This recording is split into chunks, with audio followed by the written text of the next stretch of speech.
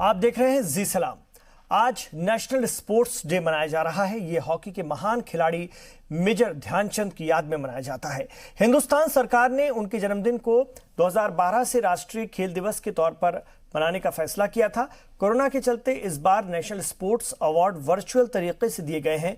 यह ऐसा पहली बार हो रहा है जब नेशनल स्पोर्ट्स डे के मौके पर राष्ट्रपति भवन में अवार्ड सेरेमनी नहीं हुई है।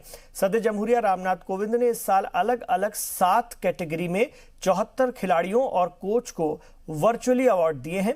इस बार क्रिकेटर रोहित शर्मा समेत 5 खिलाड़ियों को खेल रत्न दिया गया है।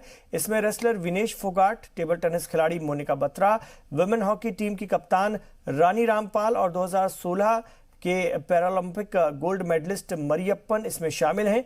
यह वहीं कौमी यौम खेल पर वजीर आजम नरेंद्र मोदी ने मेजर ध्यानचंद को ट्वीट करके खराज अकीदत पेश की। पीएम ने ट्वीट किया कि आज नेशनल स्पोर्ट्स डे पर हम मेजर ध्यानचंद को खराज अकीदत पेश करते हैं, जिनकी हॉकी स्टिक के साथ जादू को कभी नहीं भुलाया जा सकता।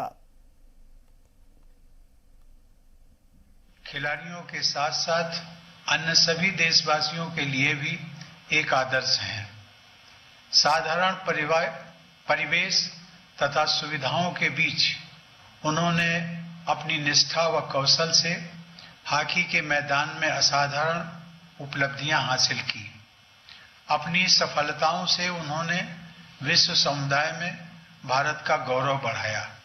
इसलिए हॉकी के जादूगर मेजर ध्यानचंद की जन्मतिथि के दिन प्रतिवर्ष खेल दिवस का आयोजन करने की परंपरा सराहनीय है।